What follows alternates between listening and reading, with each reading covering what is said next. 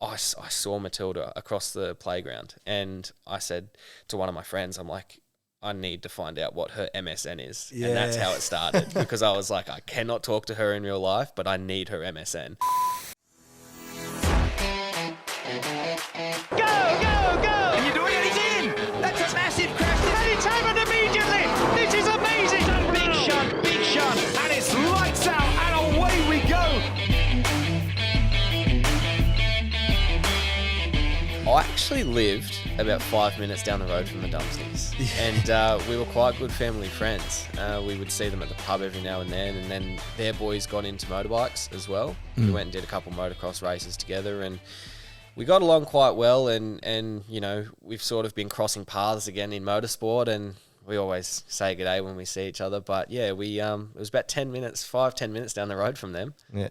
Who'd you ride with though? Was it with Marcus, Matt, Mitch? Who was Matt. like the one that you rode with the most? Matt started, so it actually started with my sister was really good friends with Michaela. They went to school together, and I sort of started riding, and Matt got into, it was like when he first started riding motorbikes, and I was super young, and then as I was still in primary school. Yeah, I was still in primary school when they first started riding motorbikes, and it's funny that I remember all this stuff, but then I think as Matt got a little bit older, Marcus started riding a little bit. I don't actually know how much Marcus got into it, but it was cool to see. Was it last year he won the Australian title? Marcus? Yeah. He won the Aussie title. Yeah, Yeah, and Matt that won the last Parramatta Speedway race. Wow. Yeah. It was just crazy. Like, I remember, this is such a weird thing to remember, but when I was super, super young, and Marcus is a couple years younger than me, I remember him being quite a young kid, and I was at their house a few times, and, you know, they'd be, you know, riding motorbikes or whatever, because we went to school together, but he was a few years below me, and it blew my mind to see all of social media just erupt when he won that Australian title, and I was like, that is so cool that I actually, like, knew that kid when he was quite young.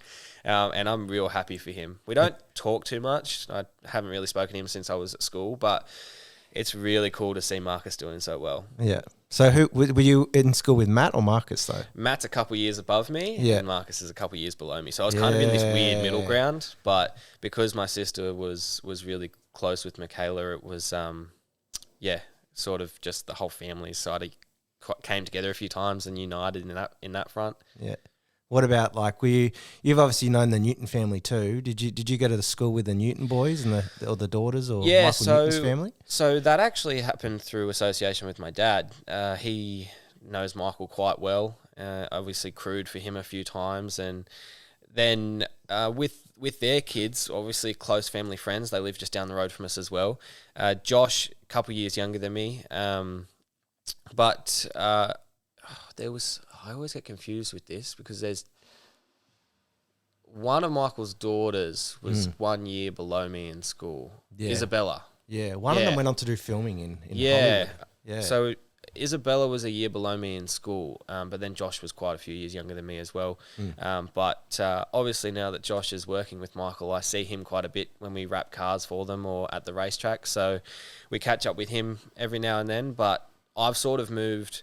As much as I'm still in the Hawkesbury, I'm probably about half an hour away now. So unless it's to do with racing, we don't typically see each other too much. Yeah. So with your family and with your dad, I noticed that your dad was a car racer himself. And was that partly to do with like the Shilan family, or like how did that all start for him before? Like how did that motorsport type of energy happen in your family? Yeah. So dad was always a rev head when he was younger, and he started his racing. I think he actually stole Mum's road car. It was a little Tirana. Yeah. And he started doing hill climbs in it. And from there, it kind of developed as a bug that just increased. And you know what it's like. Racing's like a drug. As soon as you get it in your system, you can't get it out. And there's nothing that can surpass that feeling. You just spend a ridiculous amount of money and it doesn't go anywhere. And so Dad went through where the Shilan family comes into that sort of fold was when Dad was racing Formula Ford. I know he transitioned into touring cars. He had a little A86 Sprinter, and in that there was a partnership with Peter Verheyen, and I know they did quite a few race meetings together, and I think it was the 91 Bathurst that they actually almost won their class until they had a mechanical failure. Yeah. But Matt is related to Peter. And so that's kind of how that whole family circle works. And obviously we still know and talk to Matt through racing quite a lot. Dad doesn't really have anything to do with Peter anymore. But obviously we have quite a lot to do with Matt Shiland now. We've helped him out with wrapping his car and things like that with a bit of sponsorship. And he's done a lot for us too with obviously, helping us out with getting work and things like that. So sort of like, helping each other out still, which is great. Yeah. You were talking about how your dad got into your mum's race car, or not car, like a Tirana though, which is technically a race car back then. Yeah. But how did they actually meet? Have they actually told you a story of like how they met? Was it like...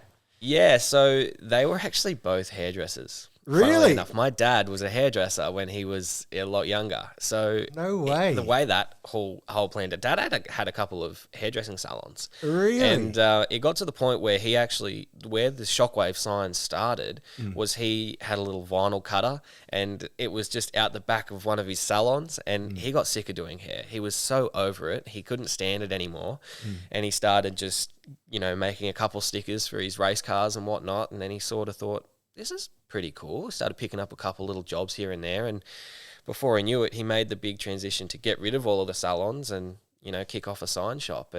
But that's how they met. Mum was a hairdresser as well. And I think they sort of crossed paths a few times, and through association, they met each other. And yeah, their sort of story kicked off from there. Yeah. And with your parents, is your family like on Christmas Day, before you met your wife and so on now, but is it like a big family gathering at Christmas, or is it like a small family? Yeah, look, obviously pre-COVID, it was a lot easier. We've struggled to do the family catch-ups since COVID because a couple of my family members on Dad's side have been a little bit unwell. So rather than risk, a meet-up if you take anything there, we've sort of just been,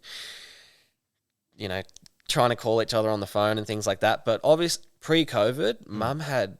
When I was real young, Mum had about 7 or 8 siblings. And so those Christmases were massive. When my nan was still around, it was just, we all got together and it was just this huge family vibe.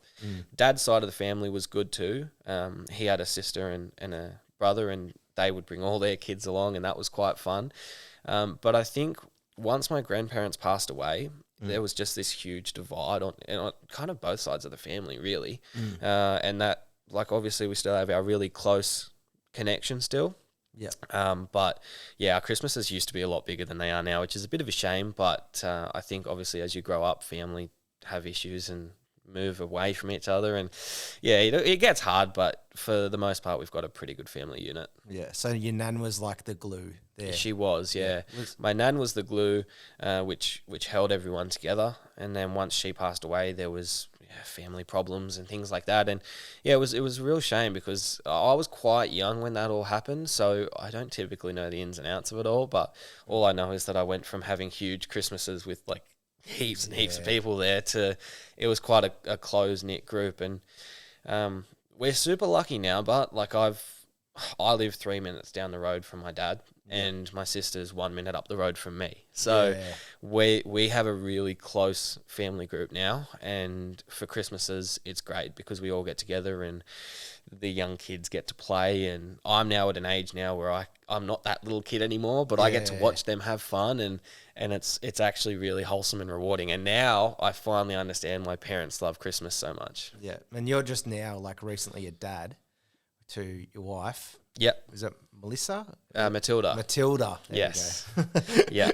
Yeah. So how did you meet her, and how did that all come about? We actually met at school. It's a funny story actually. So she was a year above me, but we're the same age. And when I was in high school, I was in this mindset that I was going to be a professional motocross rider. Yeah. That was my goal. I wasn't even interested in cars at the time. Yeah. And so I sort of walked around a little bit like a hot shot, but I was so shy. I could not talk to anyone, and especially not if they were older than me. Yeah. And I saw Matilda across the playground, and I said to one of my friends, I'm like, I need to find out what her MSN is. Yeah. And that's how it started, because I was like, I cannot talk to her in real life, but I need her MSN. And I got it, and we started talking, but we got along. We were always really good friends, but I could never get past that boundary of talking to her in person because I was too shy. And obviously one thing led to another. She went off and went to another school, and I tried to pursue a professional race car career at that stage. And she went and had a little daughter, and then it just so happened that we came back together, and I sent her a message on Facebook one day purely just to see how she was going, because we hadn't spoken for a couple of years. And, she was basically telling me her story, and I said, hey, do you want to catch up for lunch? That's all it was. It was just lunch. Yeah. And from that moment, we have not gone a day without talking. Yeah. It was just like that. Yeah, right. And it was just this instant connection, and it felt so right. And the best part about it was that obviously she had a daughter, Alora, and her and I got along like a house on fire. Like, she loved when I'd come over and we'd play, and it made it so much easier because, it was just, we instantly felt united. And then, from there, we sort of hit it off and went on a couple of dates and made it official. So since then, we've been together for about 3 years now, but it's just been a roller coaster. Like, it's all happened so fast, but I wouldn't have it any other way. We got engaged, then we got married, and now we've got Tucker, our first born son. So it's really exciting, and it's been a nice distraction from COVID, because this all happened when COVID hit. So, if from a racing perspective, we were, at that point in time, I was trying to get this Trans Am deal together, and we did a couple races in that, and then the next weekend COVID hit, and that car got sold, and I didn't know where my racing career was going to go, and I didn't even know how long COVID was going to be around for. Yeah. So I sat there and I was like, we've got, it's just perfect time to start a family, get it done. And, now we've got the family unit there, and I'm now starting to focus on racing as well. So it's kind of like it all worked out really perfectly in a weird way, but it's been good. Want to hear more? Each week we will share the hottest clips from our guest interviews on YouTube. But to hear the full episode, make sure to subscribe or follow us on your favourite podcast platform.